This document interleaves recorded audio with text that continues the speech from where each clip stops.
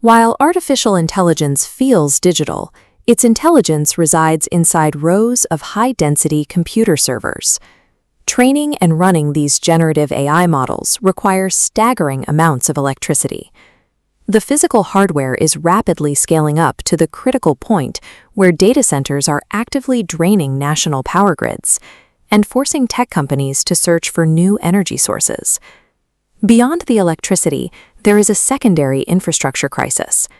Terrestrial data centers consume millions of gallons of fresh water every single day just to keep these processors from melting down under their own thermal output. Faced with the physical limits of Earth's power and water infrastructure, technology companies are pursuing a radical alternative, relocating the physical hardware of the Internet directly into outer space. By migrating the processors into low Earth orbit, data centers can operate on a decentralized network powered by continuous solar energy, entirely bypassing terrestrial resource constraints. Historically, networks used a bent pipe architecture. Satellites were passive mirrors, bouncing raw data to ground stations. Orbital edge computing equips satellites to process data locally. Sending down only final results drastically reduces file size, eliminating the massive transmission bottleneck. This architecture transforms satellites into active processing nodes, establishing a planetary-scale supercomputer. In May 2024, China took a major step toward building this infrastructure. They launched the first 12 satellites of a planned 2,800-node network designed specifically to process AI tasks autonomously, independent of Earth. Competing directly with that national initiative is a corporate one.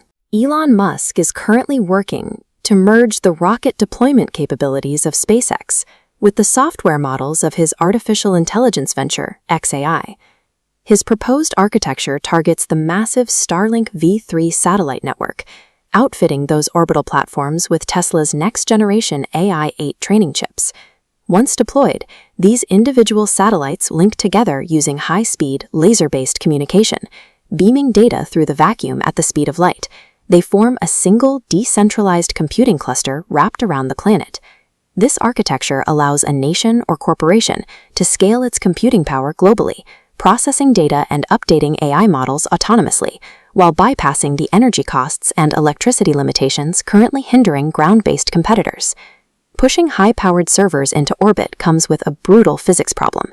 The environment outside the atmosphere is a total vacuum. On Earth, heat dissipation relies on air and water molecules conducting thermal energy away from the electronics. In the absolute emptiness of space, there's no air to absorb the heat. An unprotected AI processor will rapidly melt itself. To make orbital edge computing viable, aerospace engineers have to integrate active thermal control systems. These systems use a two-phase liquid cycle. Pumping liquid ammonia through internal heat pipes aggressively draws extreme temperatures away from the core computing hardware. The ammonia pushes the thermal load outward to external panels called louvers, ejecting that heat into deep space as infrared radiation. We already know this works at scale. The massive, accordion-like white panels attached to the International Space Station use this exact ammonia loop principle to keep the station from overheating. The ultimate bottleneck for deploying artificial intelligence in space isn't computation speed. It is the ability to master extreme thermal dynamics in a vacuum. Solving the physics problem exposes a completely different kind of vulnerability. Processing user data in outer space currently breaks the framework of international law. Terrestrial laws dictate how personal information is handled on Earth, but transmitting data to an orbital server creates the outer space loophole.